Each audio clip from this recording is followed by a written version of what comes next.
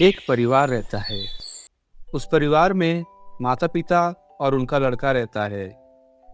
लड़के की माँ कहती है, राजू, याद है ना?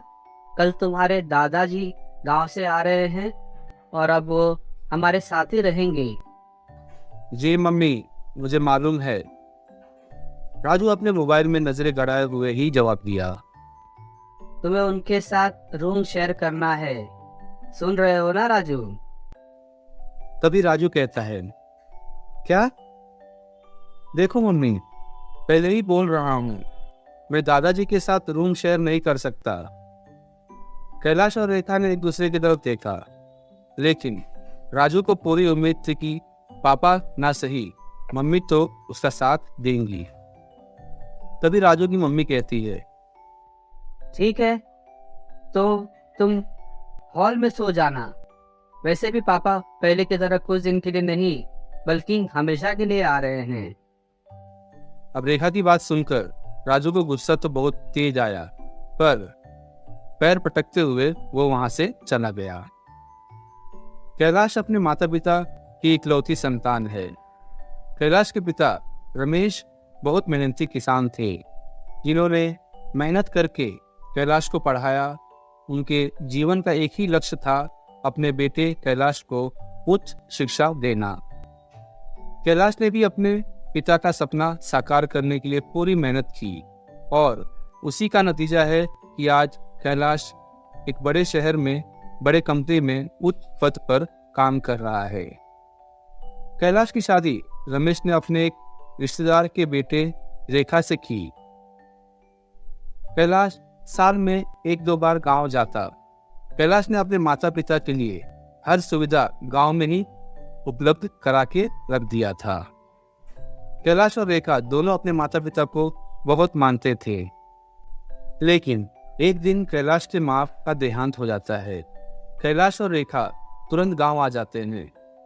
कैलाश को देखते रमेश रोने लगता है और कहते हैं, कैलाश, तेरी माँ हम सबको छोड़कर चली गई। फिर 13वीं के बाद रेखा ने अपने ससुर रमेश जी से बोला, पापा, अब तक आप दोनों थे इसलिए हम निश्चिंत थे, लेकिन अब आप अकेले यहाँ कैसे रहेंगे? रमेश खामोश होकर बैठे रहे। तभी कैलाश कहते हैं, मैंने सब इंतजाम कर दिया है, आप हमारे साथ चल रहे हैं, मुझे कुछ और नहीं सुनना। रमेश अब भी सिर झुकाए बैठे थे। विचारों का मंथन चल रहा था उनके दिमाग में। अपने गांव को छोड़ने की पीड़ा और उस सबसे परे बच्चों की परवाह और प्यार। उनको कुछ समझ नहीं आ रहा था। उन्होंने कहा, ठीक है, लेकिन अभी तुम दोनों जाओ, मैं अगले महीने आ जाऊंगा। बहुत काम है यहाँ, जमीन ठेके पर देनी है और भी बहुत कुछ समेटना होगा, तो अभी तुम लोग जाओ, मैं बाद में आऊंगा। कैलाश और रेखा वापस आ गए। वहीं राजू को लग रहा था कि दादाजी के आने से उसकी प्राइवेसी में खलल पड़ेगा। अगले दिन रमेश जी आ तो गए। रेखा ने उनको देखकर बहुत खुश हो गई और उनका सम्मान राजू के कमरे में लगा दिया।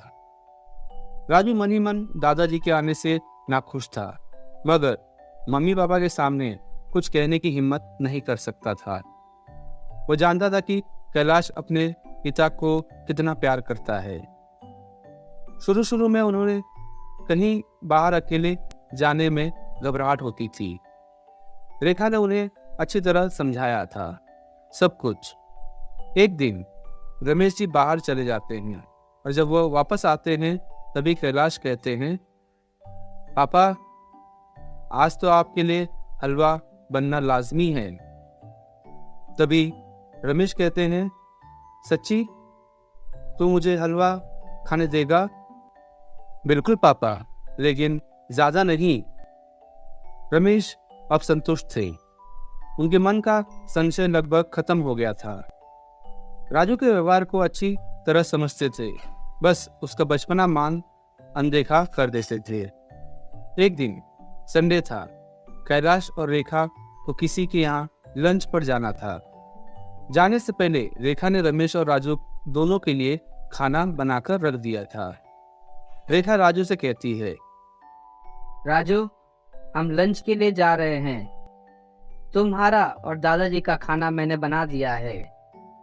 दादाजी को 2 बजे खाना दे देना, वह 2 बजे खाना खाते हैं। ठीक है मम्मी, मैं दे दूंगा। राजू ने लापरवाही से जवाब दिया और अपने मोबाइल में व्यस्त हो गया। रमेश गीता का पाठ कर रहे थे और राजू अपने दोस्तों के साथ ऑनलाइन गेम खेल रहा था।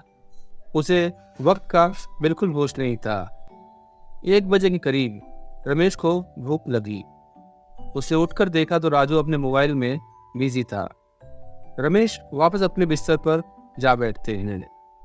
रमेश मन में सोच रहे थे कि भूख लग रही है, साथ ही समय पर दवा भी लेनी थी।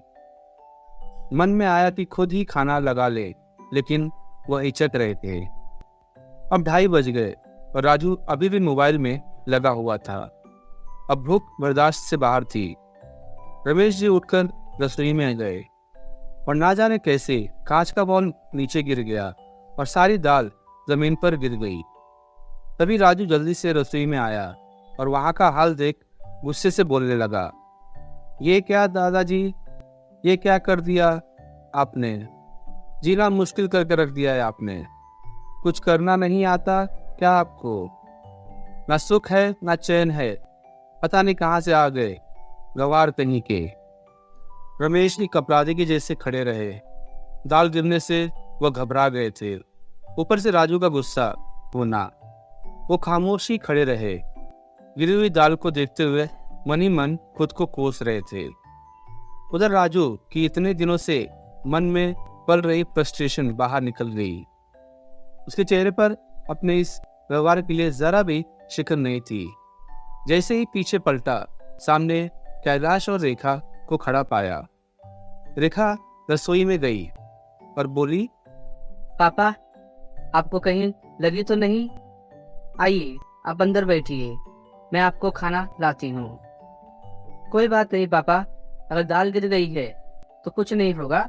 सब्जी रखी है, मैं उसे गर्म करके आपके लिए खाना लाती हूँ। रेखा ने खाना लगाकर पहले रमेश को खाना दिया। कुछ देर बाद कैलाश बोले राजू से, राजू, तुम कल गांव जा रहे हो। तुम्हारे स्कूल 1 महीना बाद खुलेगा। तब तक तुम गांव में रहोगे और खेत में काम करोगे। वह तुम्हें खेत में काम करने के लिए 1 महीने के पैसे भी देंगे, गांव में जो ठेकेदार से मैंने बात की है। तभी राजू कहता है, पापा, गांव क्यों? अब वहां क्या है? दादाजी भी यहाँ आ गए हैं। तुम गांव जा रहे हो क्योंकि जो इंसान मेरे पिता का सम्मान नहीं कर सकता, उसके लिए मेरे घर में कोई जगह नहीं है। अब तुम मेरे घर में नहीं रह सकते। तुमने पापा को सही टाइम पर खाना नहीं दिया और ऊपर से उनसे दाल गिरने पर शोर मचा रहे थे, मानो उन्होंने कितनी बड़ी गलती कर दी है। इतनी बड़ी तो कोई बात नहीं हुई पापा, जो आप मुझे गांव भेज दे रहे हैं। अगर अब तुमने जुबान से एक भी शब्द गांव और वहां रहने वालों के लिए निकाला तो अच्छा नहीं होगा। जिस आदमी को आज तुमने अपमानित किया है वो मेरे पिता हैं, जिन्हें तुम गंवार बता रहे हो। उन्हीं की बदौलत आज यहाँ डाइनिंग टेबल पर बैठे एसी की ठंडक में पेट भरकर खाना खा पा रहे हो। तुम्हारे महंगे स्कूल की फीस जा रही है, तुम्हारे शौक पूरे हो रहे हैं। तभी रमेश कहता है, बस कर बेटा, बच्चा है वो, हो गई गलती, जाने दे बेटा। अब कैलाश अपने पिता से कहता है, जाने दो? नहीं पापा, अब इतना छोटा नहीं रहा ये। रही बात गलती की, तो इसे अपनी गलती लगी कहाँ रही है। मेरे पापा से ऊंची आवाज में बात करके उन्हें गवार कहकर भी इसने कोई गलती नहीं की है। राजू, जिन्हें तुम आज गवार कहा है ना, उनके पैरों की धूल भी नहीं हो तुम।